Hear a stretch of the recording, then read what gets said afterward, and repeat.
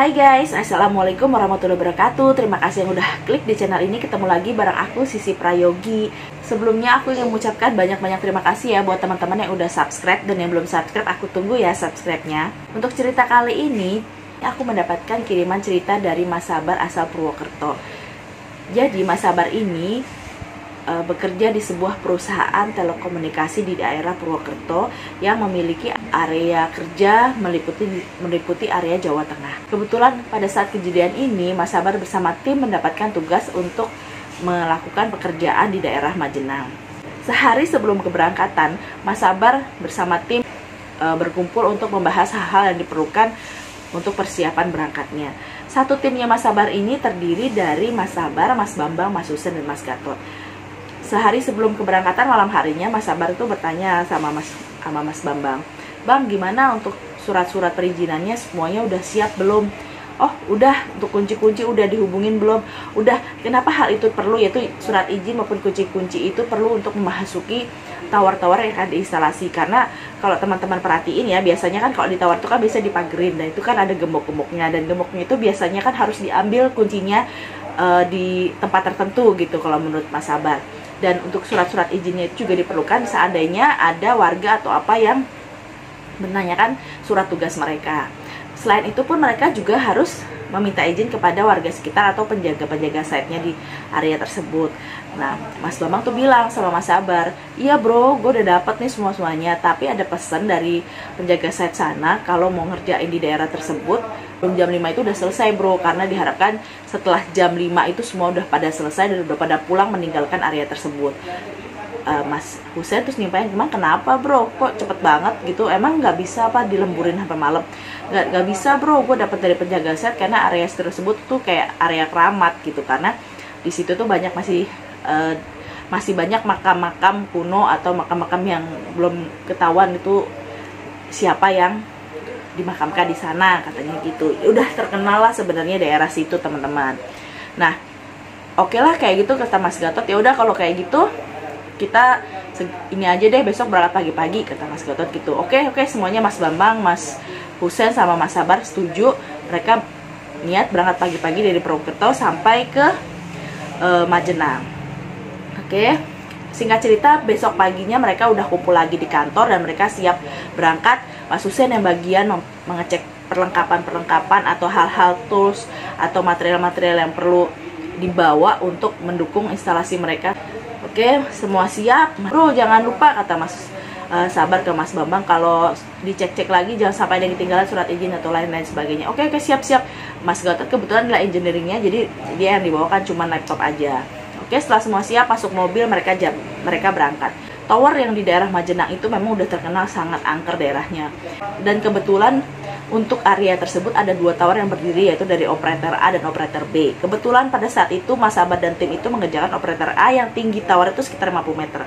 Sedangkan tower di sebelahnya itu merupakan operator B yang tinggi towernya itu sekitar 70 meteran. Mereka mulai ngerjain, dibagi tugas untuk Mas Sabar sama Mas Bambang yang naik ke atas, dan sedangkan Mas Gatot dan Mas Husen itu mengerjakan untuk yang di bawah.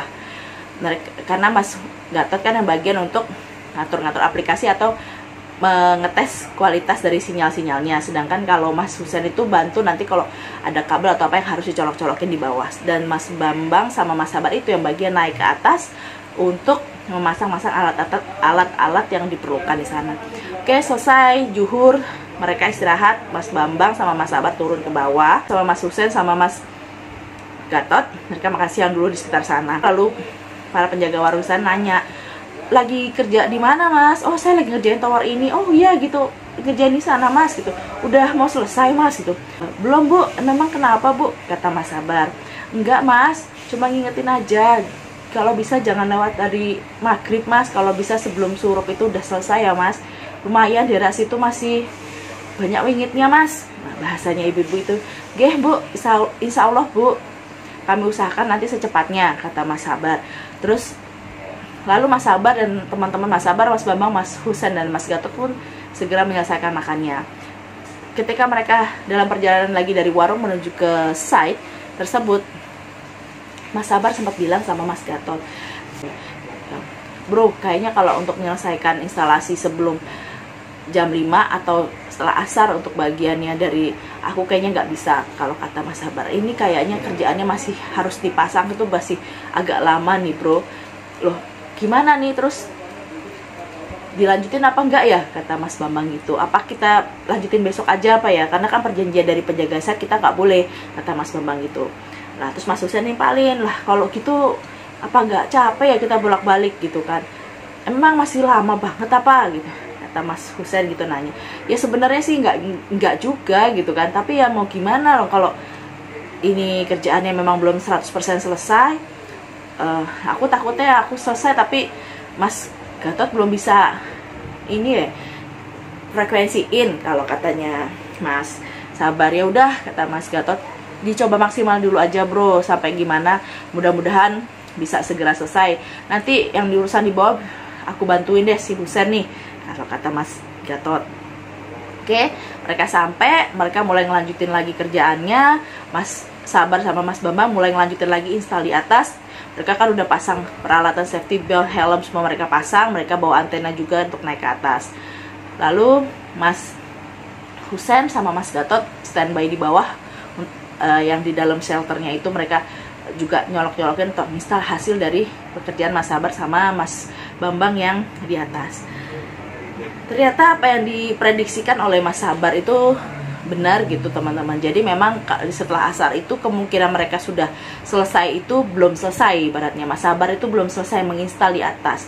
Jadi kemungkinan untuk mengecek sinyalnya atau kualitas dari hasil pemasangan yang Mas Sabar dan Mas Bambang pasang itu belum bisa dicek sama Mas Gatot gitu, karena hasilnya belum selesai.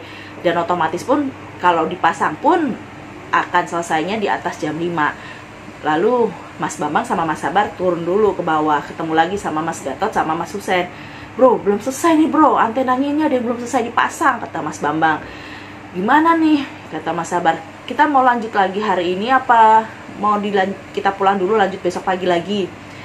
Mas Gatot nanya, kira-kira kalau dilanjut ini masih butuh berapa lama ya?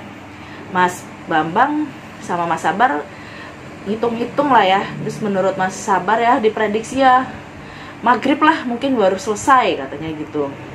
Lalu Mas Gatot bilang, ya udahlah bro, coba dimaksimalin dulu lah. Semoga sebelum maghrib nih kita udah beres nih. Sekarang kan udah jam 5-an nih. Mudah-mudahan tinggal masang antena.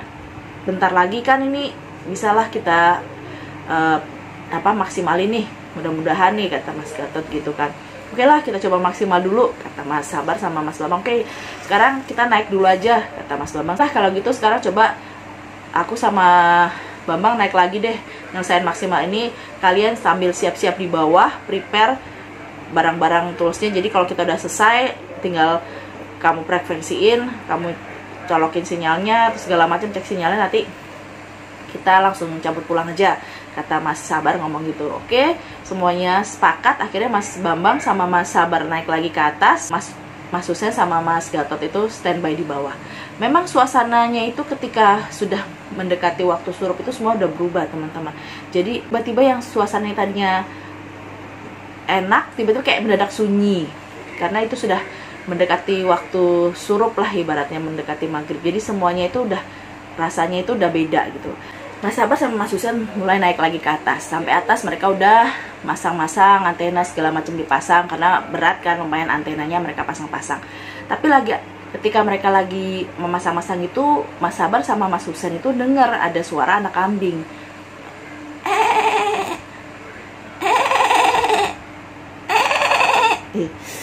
Ngebayangin. Jadi, nah Mas Sabar sama Mas Husen itu langsung bilang, bro, kok ini masih ada anak kambing aja, kata Mas Bambang. Katanya di sini jam 5 ini udah nggak boleh lagi ada orang di sekitar sini. Itu masih aja ada orang nih, kita nggak apa-apa nih di atas nih. Takutnya kita ditegur suruh turun deh, nanggung ya di atas, kata Mas Bambang. Udah bro, udahlah kerjain dulu aja, nggak usah pikirin kayak gituan lah. Nanti kalau ditegur pasti kan masih ada Gatot sama Husen di bawah, kata Mas Sabar gitu kan. Iya, lagian juga aneh juga, katanya nggak boleh kok itu ada kambing berkeliaran di sini ya. Ya mungkin yang punya masih belum ngambil kali ya, kata Mas Bambang gitu kan. Oke, nah lanjutin lagi Mas Sabar sama Mas Bambang. Tiba-tiba Mas Bambang nyeletuk lagi, bro, itu masih ada orang yang di tower sebelah tuh. Ah serius lo, kata Mas Sabar. Beneran itu ada orang kan ya? Nah Mas Sabar karena diingetin kayak gitu, Mas Sabar nengok kan, oh iya bener masih ada orang tuh di atas antena gitu. Nah tapi setelah mereka perhatiin, bro yakin itu orang, kata Mas Bambang gitu. Mas Sabar karena yang dari tadi memang yang sedang masang-masang, jadi dia hanya melihat sekilas. Dia cuma berpikir ya itu mungkin ada orang juga kali yang kebetulan lagi kerja di operator B gitu kan ibaratnya. Tapi karena Mas Bambang ibaratnya ngejaga ini doang, jadi dia matanya masih bisa melihat. Terus Mas Bambang bilang, itu kayaknya bukan orang deh bro, katanya. Maksud kamu apa bang gitu? Lah lihat aja itu, mosok kalau orang installer kok kerjanya nggak pakai safety, terus kok dia bisa ya duduk di atas antena kayak gitu? Apa masa nggak takut jatuh gitu? Karena dengar sesuatu yang agak unik, Mas Sabar kan nengok. Ketika Mas Sabar nengok, tiba-tiba ada suara lagi. Ternyata suara kambing membengik itu berasal dari orang yang duduk di atas tower itu. Aduh, jadi merinding. Dan orang itu tuh saling bertatap-tatapan sama Mas Sabar. Dan dia itu menggunakan baju putih, rambut panjang, sedang melambai-lambai ke Mas Sabar. Tapi tangannya itu ketutupan sama bajunya. Merinding. Dan setelah itu kan, bro, bukan orang itu bro, kata Mas Sabar. Wes cepetan, kata Mas Bambang gitu. Nah mereka lagi panik ceritanya, mereka berusaha ngeceng-ngecengin karena mereka takutnya kalau mereka nggak ngeceng-ngecengin dengan bagus itu kan akan jatuh apa gimana gitu kan. Tapi epicnya itu iseng banget itu Miss K. Tiba-tiba Miss K yang tower itu kan berada, tower B itu kan berada 70 di ketinggian 70 meter. Jadi tower B itu lebih tinggi daripada tower yang dikerjakan sama Mas Sabar sama Mas Bambang. Tiba-tiba dari atas gitu, dan dia itu terbang hinggap di towernya Mas Sabar sama Mas Bambang itu. Jaraknya sekitar 3 meteran dari Mas Bambang sama Mas Sabar. Jadi Mas Bambang Mas Sabar misalkan di sini, lalu Miss K-nya itu ada di sekitar 3 meter di sini, duduk di salah satu bagian dari tower tersebut. Miss K-nya itu ngeliatin ke bawah, ngeliatin kakinya sambil digoyang-goyangin. Lalu Mas Sabar lalu ngomong sama Mas Bambang, udah bro, jangan diliatin bro, kerja bro, cepet bro. Katanya ya udah, Mas Sabar terus ngenceng-ngencengin semuanya, Mas Bambang juga ngenceng-ngencengin. Tapi kalau dirik lagi, Mbak K-nya tuh senyum. Lagi kerja apa mas? Aduh, mereka gak komen kayak gitu. Iseng banget itu Miss K. Udah masuk Mas Bambang, Mas Husen. Udah bro, cepetan bro, udah selesai belum? Kata Mas Bambang. Belum, bentar lagi bang, bentar lagi, sabar gitu. Nah, akhirnya dia masih nggak bisa aku niruinnya gimana ya. Pokoknya mirip, coba mungkin teman-teman bisa bayangin lah, suaranya mirip suara kambing muda gitu kalau kata Mas Sabar. Setelah selesai semua, nggak nengok-nengok lagi ke atas, mereka tiba-tiba, udah bro, udah selesai, kata Mas Sabar. Yuk turun, kata Mas Bambang. Segera mereka turun, semuanya turun. Nah Mas di bawah kan Mas Husen sama Mas Gatot bingung kenapa, karena mereka turunnya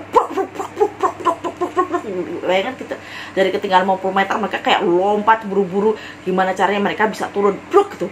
Lesson safety, woi kenapa bro? Kata di bawah gitu, udah cepat masuk mobil, udah rapi belum semuanya, udah nanti besok udah gak usah dikerjain, kata Mas Bambang sama Mas Husen. Kata Mas Bambang sama Mas Sabar gitu kan. Udah langsung masuk mobil. Akhirnya udah ya, tutup semua kunci, gembok semuanya udah. Akhirnya mereka lanjut berangkat pulang. Apaan sih bro? Ntar kalau seandainya di mobil baru gue ceritain kan, kata Mas Sabar. Makanya mereka masuk, udah jauh, berjalan jauh, baru Mas Sabar sama Mas Husen nyeritain apa yang dialami sama Mas Sabar sama Mas Husen. Dan tapi ternyata di bawah pun gak kalah mencekamnya. Berdasar itu kan tadi hanya versi Mas Sabar sama Mas Husen. Sedangkan kalau versi dari Mas Gatot sama Mas Husen, ketika mereka di bawah, mereka yang tadinya suasananya sebelum jam 5 itu enak, masih nyaman, tiba-tiba setelah jam 5 sore itu suasana tiba-tiba kayak berubah. Suara-suara yang kedengar tiba-tiba hening semuanya. Dan di sana juga sama ternyata Mas Gatot sama Mas Husen juga dengar suara ringkikan suara kambing muda itu dicariin sama Mas Husen, nggak ketemu apa-apa. Tapi yang ketemu itu malah wangi bau-bau yang aneh banget gitu kan. Yang sebenarnya mereka itu, makanya ketika Mas Sabar sama Mas Bambang turun, mereka pun udah siap, karena pada dasarnya mereka sendiri juga udah ngerasain kalau ada yang nggak bener di situ. Makanya ketika Mas Bambang sama Mas Sabar turun, mereka udah pasti ada yang nggak bener nih. Makanya mereka udah siap berangkat. Ya udah, semuanya tinggal kunci shelter, mereka kunci semua pagar. Saatnya udah mereka berangkat pulang. Dah, pokoknya kejadiannya seperti itu dari Mas Sabar.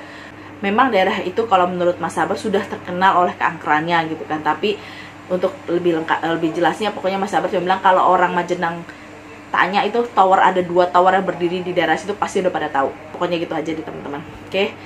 Oke, sekian dulu deh ceritanya. Kalau ada kiriman cerita-cerita lagi ditunggu ya teman-teman. Dan jangan lupa ya untuk subscribe-nya, share-nya, ditunggu ya teman-teman. Oke, dadah semuanya. Assalamualaikum.